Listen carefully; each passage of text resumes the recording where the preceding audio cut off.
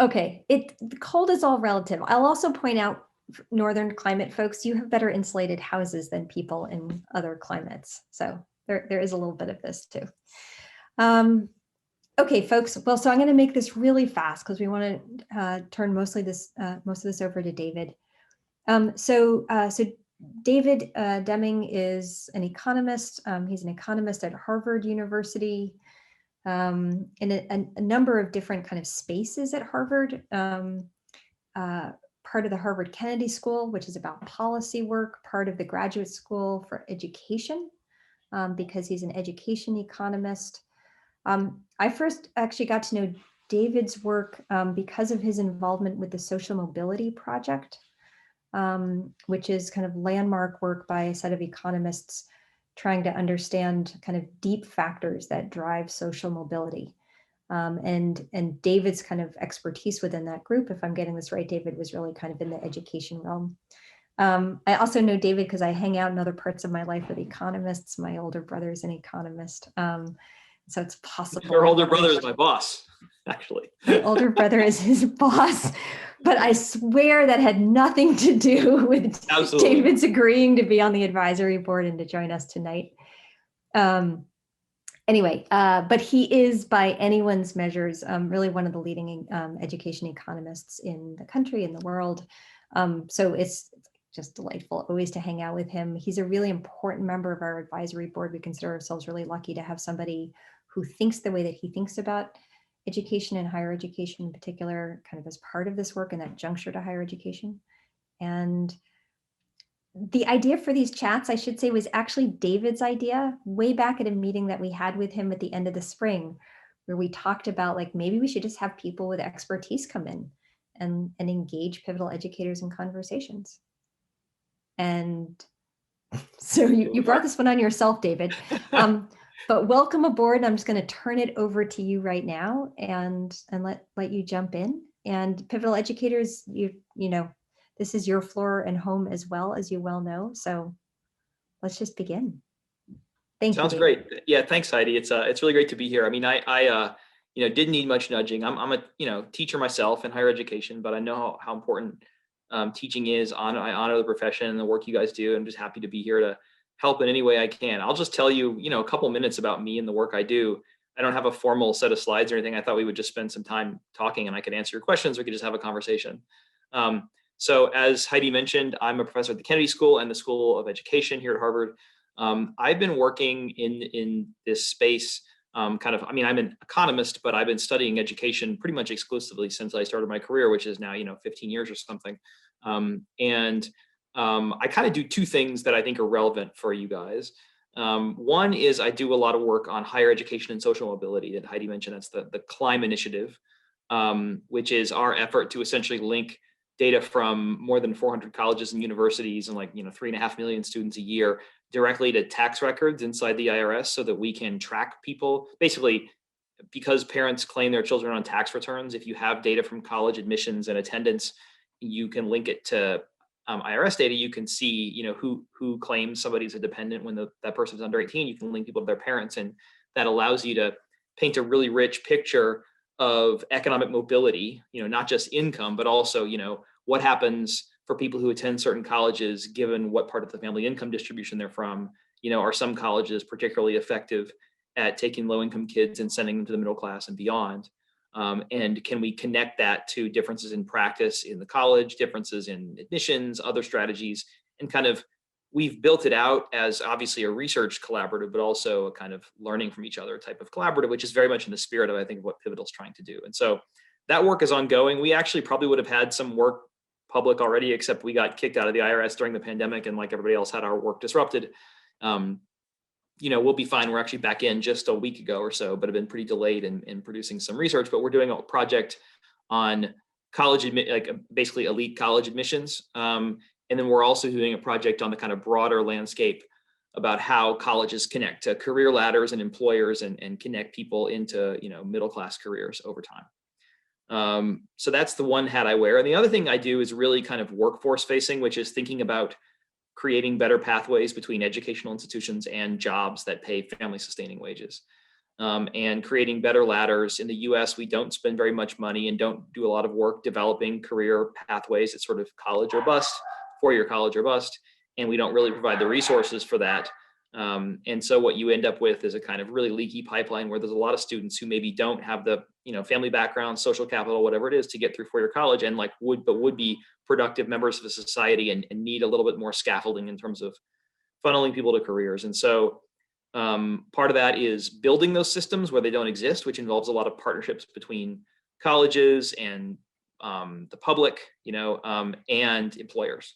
And so I built something we call the Project and Workforce at Harvard, where we're basically doing research and policy and practice around this. It ranges from, we built this tool called Skillbase that connects people who file for unemployment insurance. Like, we're working with the state of Massachusetts right now and talking with a couple other states, so that when people file for unemployment insurance, they will get connected to free, curated, high quality resources that teach them foundational skills like conversational English and digital literacy, things that there's not much of a private market for. You can find coding boot camps out there, but you can't find courses to teach people these basic skills other than in community colleges and places like that. And so we're just trying to provide a little bit of support for people, things like that, and then some kind of embedding some of our Harvard students in some of these organizations to help build better pathways, working with Bunker Hill Community College, Roxbury Community College, not NGOs in this space and that kind of stuff. And then my research in that space is really focused on trying to understand more about skills and human potential, and like, what can we use educational institutions as settings to kind of teach people efficiently, in a sense. Like, if higher ed resources are scarce, like, what are the things people actually need to help get them on their way, and how do we redesign education systems to get people what they need better, more effectively, more cost effectively. So those are my interests. That's what I work on. I'd be very happy to take your questions. I mean, the thing I'll say is, the backdrop is, like, I work on this in part because I think education is kind of the best social policy intervention we have. There's thousands and thousands and thousands of studies in many different countries across many different studies showing that education pays off, that it can be a lever for social mobility, but that in practice it often isn't. And so it's kind of my life's work from a research end to try to change that. So that's me. That's my story. I'd be very happy to just talk about whatever you guys. I saw some of the questions that Heidi sent me in advance. I can just go down that list, or people can just ask them if you sent them in advance. I'm happy to do either one. Looking forward to talking with you guys. Can I ask a question, David? Sure. I was wondering, so I teach at a Cristo Rey school, and it's a network of schools for low-income students. And, Cristo Rey schools are always touted as diverse, right? Culturally, we're like 99% students of color. But like, a donor said this one time to us, and I thought this was really interesting. He said, I don't like giving to your school because I think you're too homogenous. You're all the same race and you're all the same class. And I think it's detrimental to have kids of all low income kids together. And then you send them to elite institutions and they've never been exposed to people from other classes in a formal education setting. And I wonder if you've done any research on that. Like, is it detrimental to a student's outcome if they've if they've only gone to schools with other kids who live in poverty? Yeah, it's a great question, Emily. I think that so that's a hard question to answer with any one study.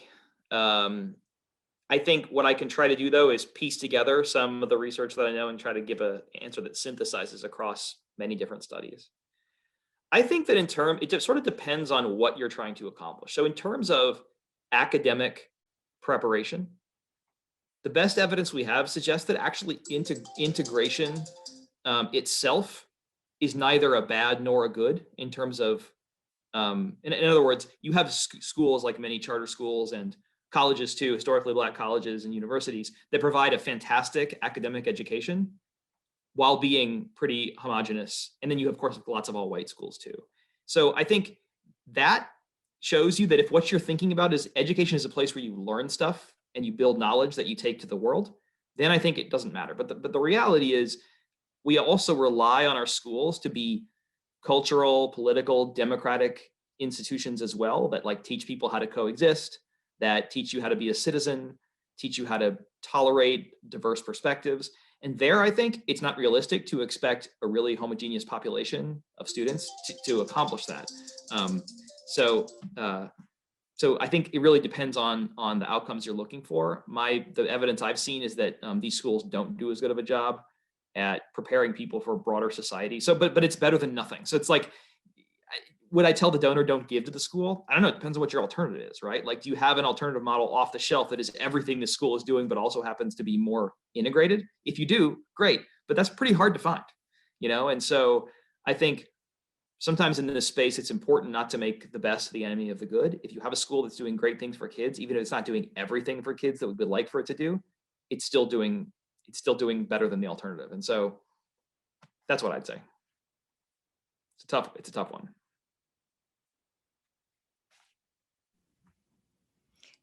David, I dropped a huge thing into the chat that came in for us from a Google form later today. So it's not one of the ones I sent you earlier today, but I know it's Kate's question. So Kate, go for it. Well, I actually found about an hour of time that I didn't think I was going to have today. And I just started reading everything that I could find that you had been writing and watched some of your videos and that kind of thing. So I'm just really interested, your New York Times article that talked about what we're going to do and how we that this online world that we're living in and trying to navigate is revealing that what I think all of us as educators know, that you can't just put somebody in front of a computer, even with the best lessons that are out there. It's the human and the teacher interaction.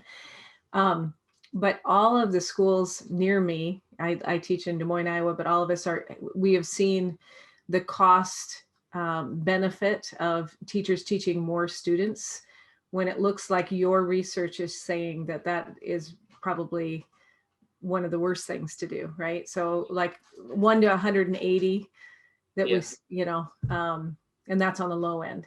So I guess one of my questions is, what do you have any research that really looks at the cost of placing more and more kids with a single teacher and then saying, here, differentiate, make it happen, kind of thing? Yeah, it's a great question. So what the column was, I think, really trying to say, I'll maybe just say it in a different way, or maybe I'll say it the same way, is that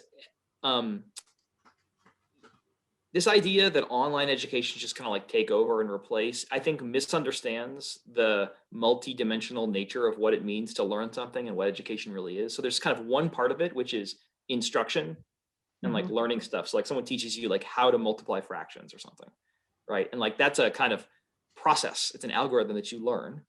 And there are better and worse ways of teaching it. Some people could give a very clear explanation of how to multiply fractions, and some people would give a very muddled and confused explanation. And if you have a great explanation, like maybe they have a great explanation at Khan Academy, I don't know, but like some other place does.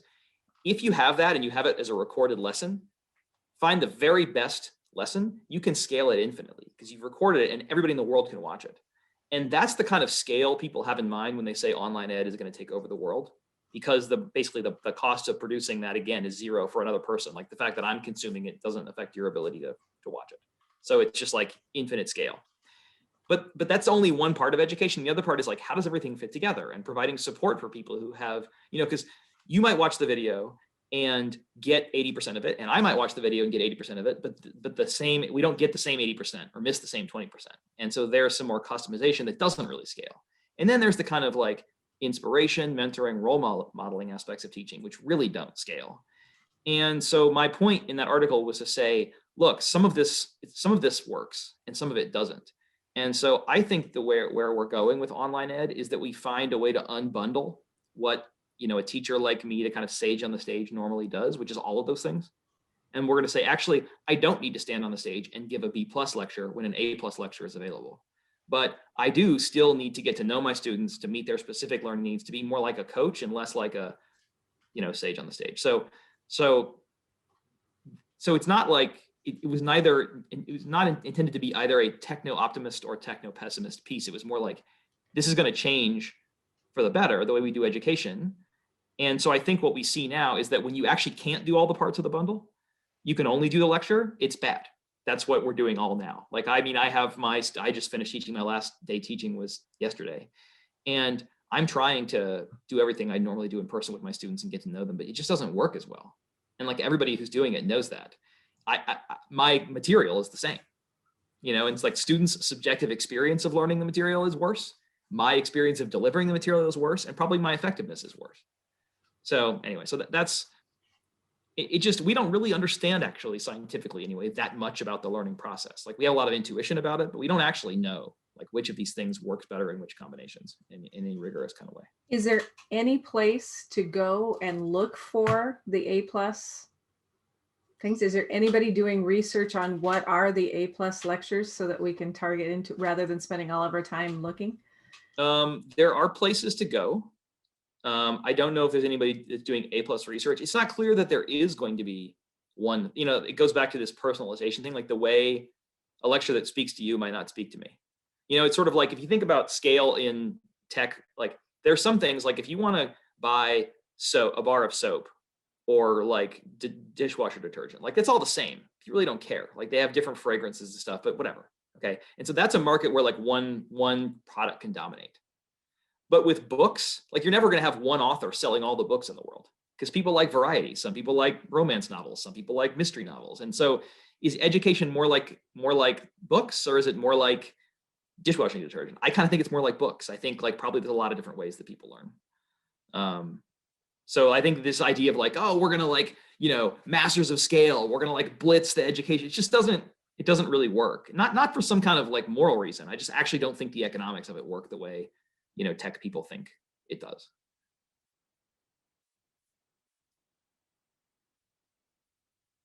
Thanks for the question. There was some stuff in the chat. Why don't you guys just raise your hands and ask it? It's much more fun than me reading the questions and answering them.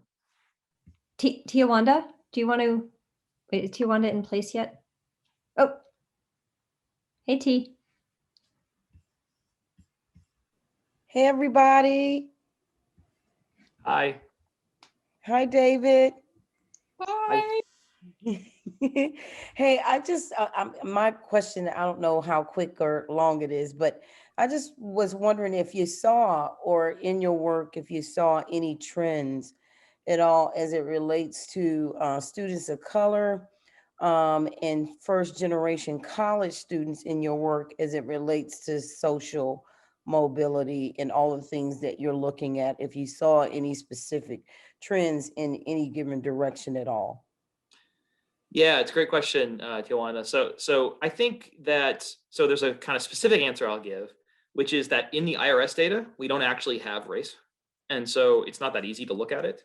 We can look at it with the institutional data from colleges. So we can like look within certain colleges where we have data at some of these patterns. We can't paint quite as broad of a picture as you might think we would be able to. But I think one thing you see, and this isn't just applied to students of color or first generation, it kind of applies everywhere, is that there's a lot of variation in which types of students succeed at which types of schools. So you got some schools where like the graduation gap between, let's say, low income students and rich students is very small, and some where it's very large. And likewise for other outcomes like earnings and, you know, college major and things like that. And so, you know, I obviously, like, I could go down the list of colleges. Maybe I probably actually couldn't do that right now because I don't have permission to do it. But like, I could say college by college what these patterns look like. But I think the overall picture, I think you could either kind of look at it glass half empty or glass half full. The fact that some colleges are really harming students is like the glass half empty. But the other way is like, there's a lot of slack in the system. Like if you see some colleges doing really, really well, like I'll just give you one example that I think is reasonably public. The University of California system is actually pretty unique in producing good outcomes among state flagship schools for low-income students. And it has been for some time. And you can see that in the data. And if you ask them, there were some articles written about this, why that is, it's because they have an intentional strategy of helping those students and giving them the support they need and like providing them with peer groups, checking in much more often than they do with well-off students. It's the kind of thing, honestly, that every student gets at a school like Harvard, is that like, you're just not allowed to fall through the cracks. There's always somebody there to help you. And, you know, I went to state school, Ohio State, and like nobody cared if I missed classes for 3 weeks. You know, like nobody cared, you know, and nobody knew. And so in that kind of environment, you know, it's the people who have the kind of social supports in their life anyway, who make it through, and the ones who are carrying the load by themselves who often don't make it through. And so what the UC system does is say, we're not going to let people fail, but we don't have the resources to give this kind of support to everybody, you know, like the Ivy League does. So we're going to give it to the students who we think need it. And to me, it's like, it's not really that much of a mystery, actually. Like, these people, these are young adults. They're not full adults. They all need help, even the rich ones. Some of them need more help than others. And education's a people business, and people are expensive. And so if you don't pay for supports, you get a lot of dropout. And if you do pay for supports, you get less dropout. So to me, it's like not some kind of magic thing. It's like, you can't just admit people and, you know, mix it in and like hope the magic happens. You actually have to support people when they're on campus. Particularly low-income students and students of color, people who need the support because they don't have it elsewhere. So I guess that's my answer. I think we actually know how to do it. And I hope that we will have the political will, or colleges will have the political will to do it, and the money. Can I ask a follow-up question? How do you think, I don't know how you might feel about answering this, but I'm gonna ask it anyway. And everybody on here knows I'm gonna ask it anyway. But I was just wondering, how do you think that the change in administration may affect the fallout of funding and all those things for supports for students who are, Yeah. you know, that we're looking at in this kind of work? Well, I have an answer to one that might surprise you. I don't think it'll affect it at all. And the reason is that most of this money doesn't come from the federal government, it comes from states. And I hate to be the bearer of bad news, but, you know, state budgets are getting completely hammered by the recession. They're really not going to recover, and there's no imminent plans for any stimulus package to support state money.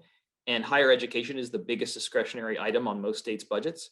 And so when they have declines in tax revenue, they have to cut, they have to balance their budgets. It's not like the federal government, they can't run a deficit. And so there'll be cuts to higher ed. There already have been cuts to higher ed, and they probably won't recover. And those cuts will be cuts to student. I mean, sometimes they'll try to trim the fat here and there, but there's not that much fat to trim, honestly. And so there'll be a lot of cuts to things like student supports, and those will harm low-income students and students of color. I mean, I hope that doesn't happen, but that's the way it happened after the Great Recession. And everything looks teed up for it to happen exactly the same way again.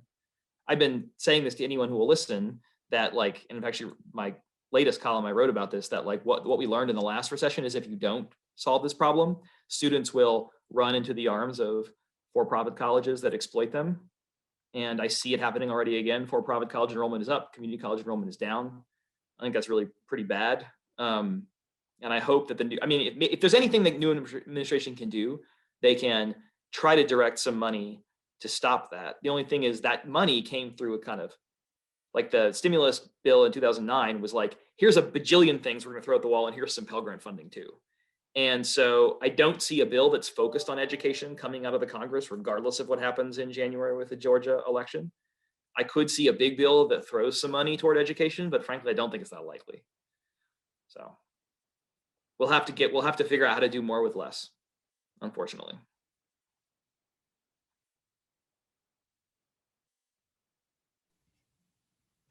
This is the problem, folks, when you invite an economist in to speak.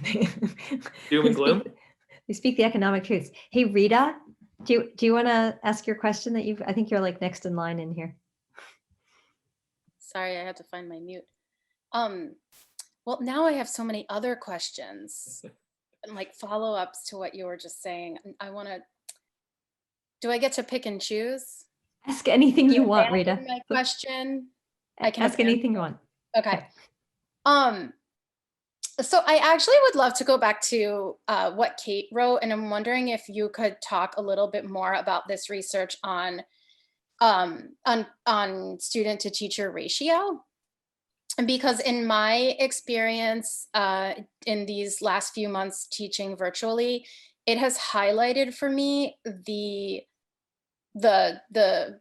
what I see is really the barrier in being able to help kids is the sheer number of students that I teach, 135, and their needs are varied and enormous. And as an English teacher, which isn't to say that other teachers don't have a heavy workload, but as an English teacher with papers to grade, I find it just, I found this to be, I don't even know what to do with it. And I'm in the unique position where I teach the kids I taught last year because I spiraled up with them. So I can't imagine what it's like for those who are teaching new students, but the sheer number of them, and I know there's been so much research done about, that great teaching really trumps large class size, but I'm not sure that I totally believe it. So that was a really long question. Yeah, no, so I mean, I think this is a case where, and this is maybe an economist thing to say, but this is a case where, because of the realities that I just described in response to Tawana's question, we're going to have to, as a community, not teachers alone or professors alone, or we're going to have to figure out ways to, I would say, be more efficient. That's the economist would say, basically do more with less. Think of ways to reduce the workload and nobody should be teaching 135. Like, obviously, in a perfect world, you'd have more human support. Okay, so like, just stipulate that.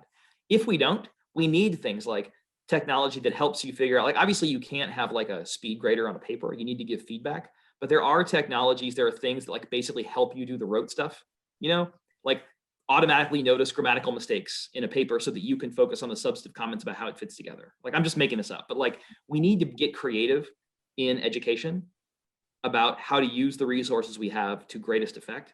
And we can shout all day about how we should get more money, but it's not coming. It's just not.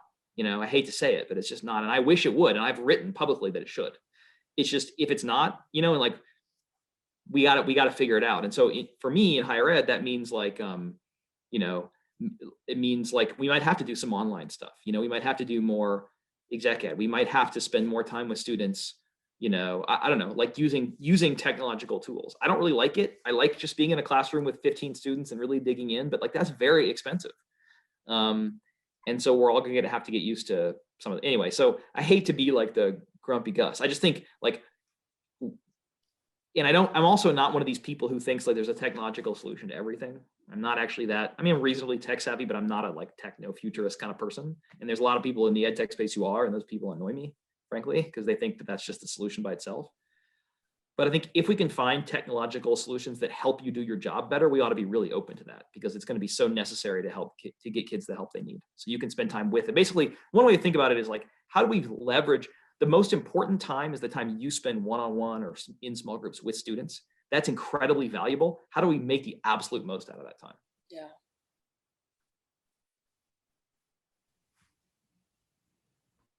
Hey, Anne, do you want to talk about Boston Public Schools? Because you and David are socially distanced, but actually in the same neck of the woods up there.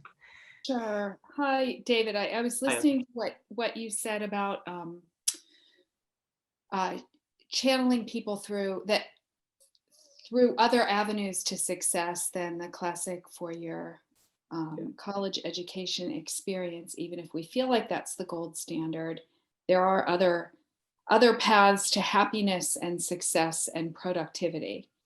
Boston has for many years tried different iterations of pathway schools or career schools. And for example, the school where I teach is applying for the state's pathway designation. But I have noticed that doesn't seem to translate into anything for our students. And how can we make those experiences more meaningful? In general, I don't think that 14-year-olds or their families are usually ready to make some choice or commitment. And then kids just end up, at least in our lower performing schools, just assigned to a school. But I want that to be valuable for them. Yeah, so it's a really tricky issue because one of the things that is very good about the US education system, in my opinion, is that we don't track people too early. In many countries, in advanced economies in Europe and other places, you can take a test when you're 12, and that determines your track. And I don't really think that's fair. Like in general, the tricky issue with all this stuff is like, CTE education is always for other people's kids, and that's not right. If you wouldn't be willing to send your own kids there, then it's dangerous to think like this is a solution for somebody else. Like, why shouldn't everybody have a shot? And so it does feel like giving up on people that we shouldn't be giving up on. And like, I struggle with that because I think that, so I guess my answer, I'm still working this out myself, is I don't think we ought to be doing it in high schools personally. This is my personal opinion. I think there's a way to do it successfully that keeps the pathway open rather than saying, oh, you're tracked away from 4-year. It's like, we're going to give you some work-based education that allows you, if you choose and if it feels appropriate for you, to track into something that is not a four-year degree, but it's not going to foreclose that for you if that's what you want. And there are models out there that do that. But I think we ought to try to maintain flexibility in our educational systems as long as we can, because people have winding pathways. You know, my pathway was a winding pathway. Maybe many of your pathways were too. And I think it's really good that we have a forgiving educational system. I think about it more as like, if you're at a point where you've dropped out of a four-year college, you're going to a community college, you're kind of figuring out what you want to do. Like, can I slot into something, and can they kind of tool me up quickly so that I can get into a career that is not the end? It doesn't like directly lead to material comfort and family sustaining wages, but it can get me there. You know, I go and I get a short course to become a nurse assistant. And then when I work at the hospital, they sponsor me to go get trained to become a radiology tech and then a nurse practitioner. You know, you can kind of move up the ladder, get educated. Lifelong learning is a buzz phrase. No one's going to be taking these classes when they're, you know, for 30 years, but like you could imagine something that gives you people a little more flexibility to go back and forth or to take classes while they're working so they can support their families. Things like that to me feel more like the American way of doing this, rather than tracking at the high school level. But I don't mean to say that no high school programs are good. It's just that I have a little bit of, just frankly, I don't know, like moral discomfort with the idea that we ought to be tracking other people's kids into these programs before their futures are determined. And I want to always want that to push against what we're doing. I don't know if that answers. I'm kind of expressing the conflict I feel about this issue as I'm answering your question, Anne. But I feel conflict about it also, for sure. Yeah. Thank you.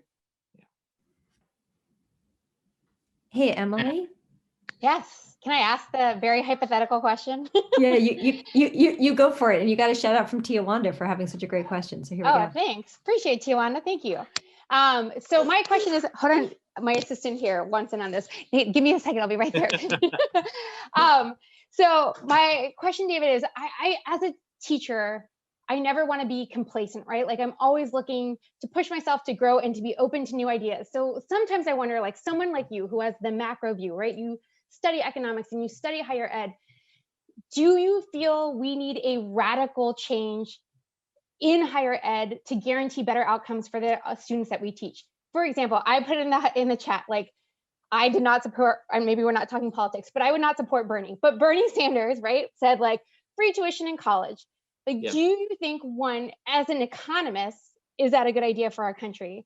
And then two, do you think that would push more of our students into the middle class if college was free?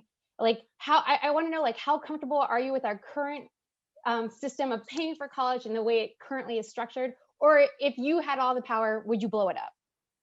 Yeah. Great question. So I wrote a column about free college, actually. And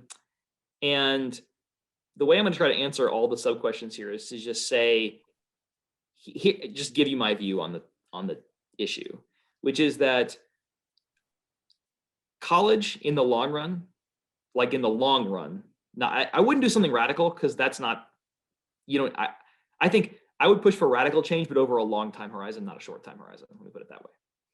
And I think that if you look at American history, the key, and this is not my insight, this is Claudia Golden and Larry Katz in their wonderful book, The Race Between Education and Technology, basically lay out the case that the reason why America rose to economic supremacy in the 20th century was because it was the first country in the world to invest in mass secondary education, to educate almost everybody in high school. So the high school graduation rate 100 years ago was 14%.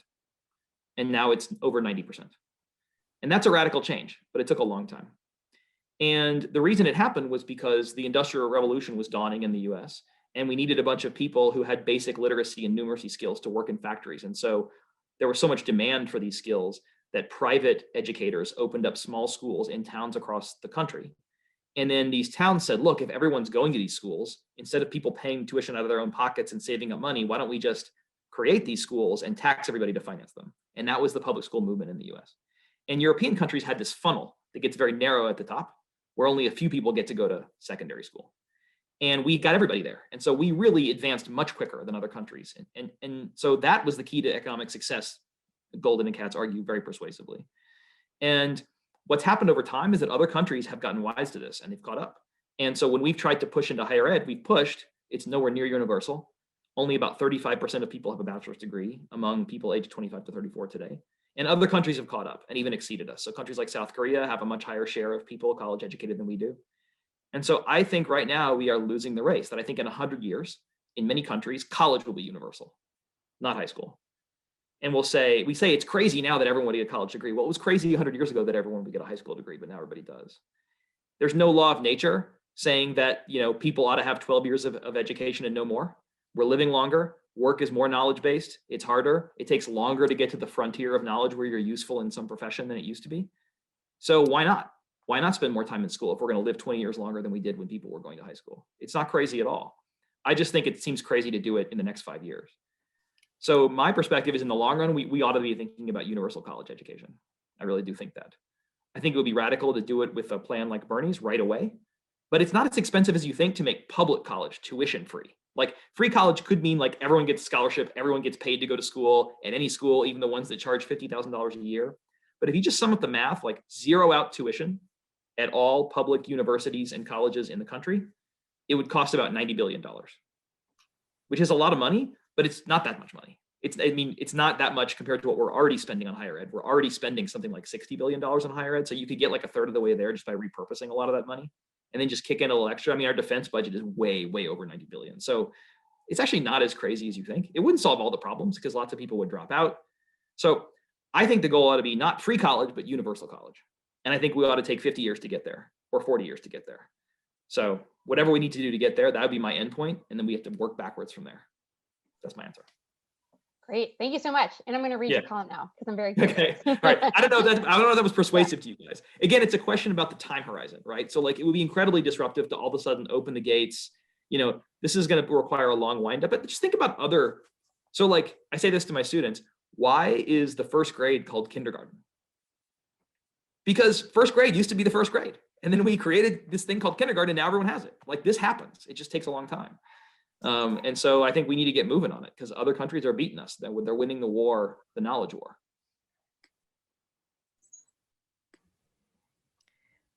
Liz, you've got a great question about dual enrollment. Yeah, and I wasn't necessarily sure how to phrase it because I don't want to, I think there are benefits to it at my school too, but my school, I said that, we do a lot to push dual enrollment, and we particularly have one partnership with a really small college in Maine, and we've had students who, like, with the transfer of credits in how it has gone up to other schools. But one of the big things that when we first started it was this, they really promoted it as a big cost saving measure. And they said, students are saving this much money because they are completing these credits in high school instead of having to pay for them in college. And I just always sort of wondered about what the long-term actual benefit was of having students kind of hurry through undergraduate education. There's the immediate savings, but what's the long-term impact? Yeah, I mean, it's hard to generalize. I'm a fan of these dual credit programs because they're a way to, get more from less. It's like, if there are students who are ready to learn college material, why not have them start on that path and take less time? Like the median length of time to degree is getting longer. People are spending 5 years in college rather than 4. Like why not get started earlier, let people graduate earlier and start being able to pay back their student loans and be a productive member of society? I think it's a good thing. I mean, obviously there's probably good programs and bad programs, but I support the idea of it. I think I take a couple more questions, Heidi. I'm also really happy to answer your questions by email or some other way after the fact. I'd be happy to do that. Okay, I just encourage some folks here to make sure to keep dropping them in. Let me see here. We've got a couple folks dashing off here. Who's up here next? Kate, you have a question that's like 6 paragraphs long.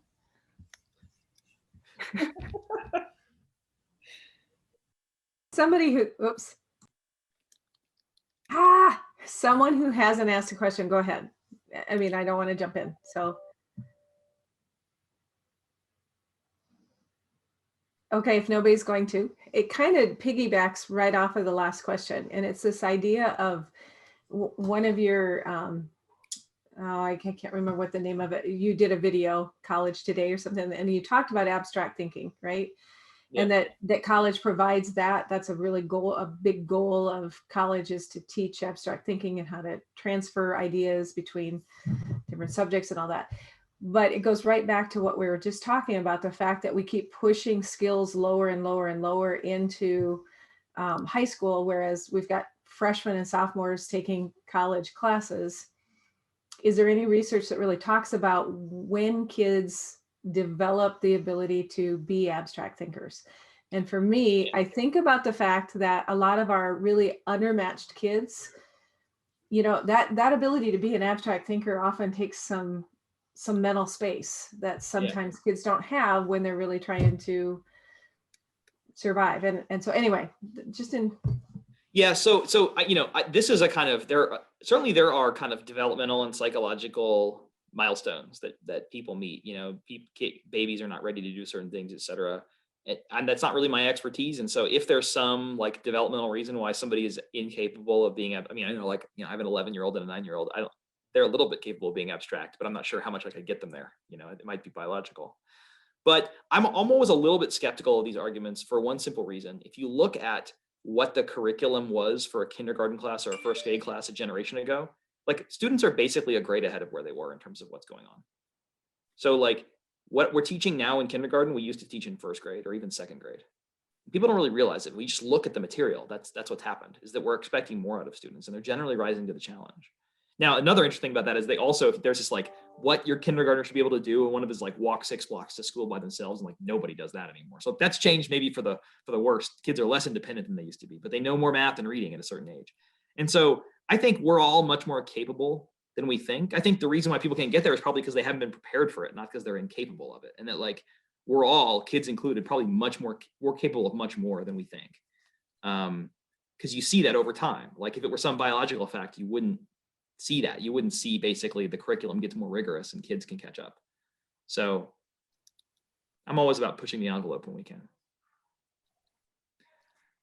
Okay, I should probably go. Heidi, I'm really sorry I got to go and do a family thing, but I just want to say to you guys, I really, really appreciate your service. That's what it is. This is a service job you guys are doing. You're serving the country, you're serving your students, and it's an honorable profession. And I honor you. Thank you for doing the work you do. It's really, really important work. I really appreciate you. David, thank you so much for joining us today. This was delightful, really great. And we've got questions for you, so we're going to follow up. Thank you, David. Please send them along and I'm happy to answer them. Happy holidays, everybody. Bye, You David. too. Thank you.